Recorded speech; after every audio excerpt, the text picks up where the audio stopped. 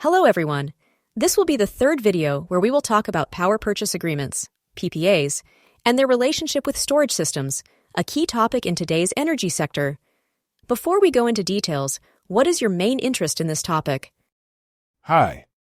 I am evaluating the possibility of signing a PPA for a solar plant, but I am concerned about supply stability and financial risks. Also, I have read that storage can play an important role. Excellent point. In recent years, PPAs have grown exponentially. In 2022, Europe signed around 161 PPAs, totaling 8.4 gigawatts of capacity. More and more industrial sectors, such as mining and metallurgy, are participating in these agreements.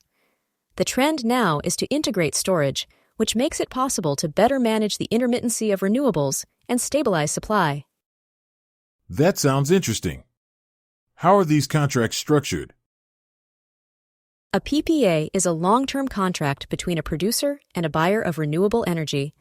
There are two main types: on-site, where generation occurs at the consumer's premises, and off-site, where energy is delivered through the grid. These contracts can have fixed or variable prices, or a combination of both. And how do these fees affect the profitability of the project? Pricing structure is key.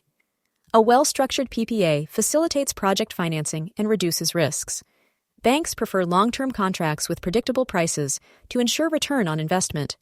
In addition, including storage can help improve profitability by optimizing the utilization of the energy generated.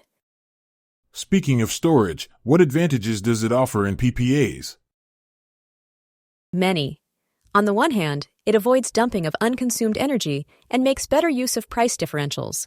Moreover, in markets with high renewable penetration, it helps to stabilize the grid and avoid zero or negative wholesale prices. In Spain, the National Integrated Energy and Climate Plan foresees 9 gigawatts of battery storage capacity by 2030. I understand.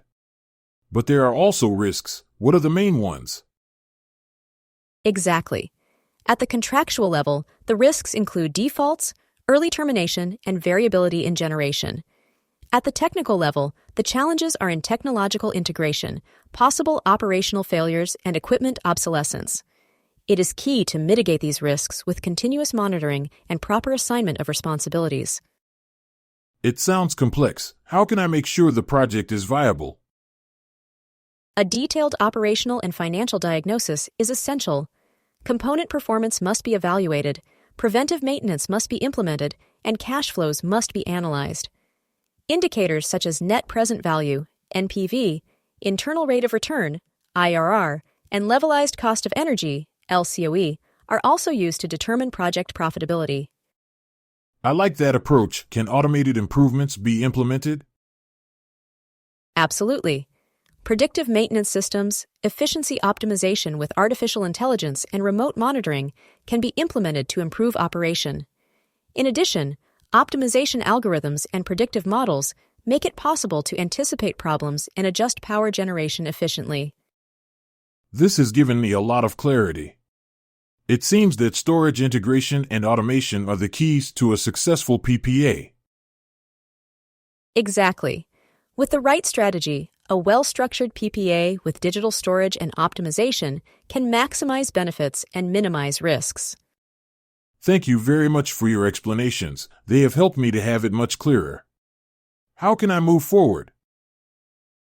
If you need more information or support in the implementation of these strategies based on AI and multi-agent systems, you can contact our expert Antonio Fresco Navaturrada via LinkedIn. He will guide you through the process and will be able to clarify any other doubts you may have. Thank you for watching this video, and don't forget to subscribe to be more informed about how artificial intelligence can revolutionize PPA energy contracts.